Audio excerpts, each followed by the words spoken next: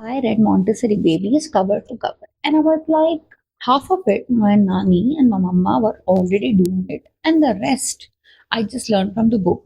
So, yeah, this series starts here. So, while reading the book, the first thing that stopped me was it says, observe your baby before you respond. Watch, don't rush.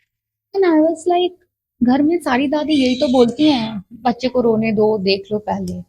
And we always thought that it means to be cold, but actually, what they mean is that let the baby find their own rhythm, observe why they are crying, and let themselves soothe. Like, let them find their own toes, their thumbs, and their own breath. Let them breathe before you go ahead and fix it. Self soothing isn't neglect actually, but nobody puts it on the milestone chart. My nana used to put us all kids on the floor on a simple plain chatai every time we used to visit, but nobody called it tummy tummy.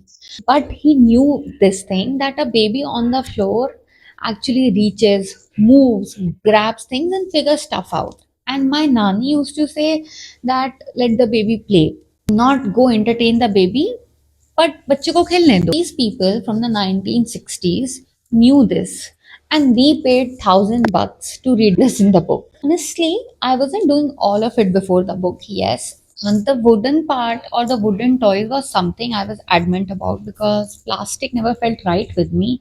But floor time, floor mattress, and three toys at any given point of time was something I learned from the book.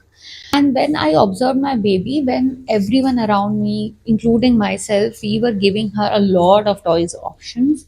So I observed her and I saw she was actually getting overwhelmed. So I left only three toys on the mat, cleared everything else, and then I saw that she was actually playing with the toy. She was actually entertaining herself with the toy. So this is something Montessori taught me. It not only gave me terms of what I was doing, but actually changed the way how I was doing things. This series isn't Montessori is right or Indian parenting is better, but it is actually they are two different worlds, one in Italy, one in India, and they actually looked at the same tiny human being and thought the same things. Sometimes when we buy many English books or the WhatsApp forwards we get, we forget we know a lot of things, and the things that we don't know we can always learn. I'm going to keep making these videos where what I learned from the Montessori way, what I was already doing, what my elders were telling me to do, and if you have any suggestions I can always pick it up and make a video on it.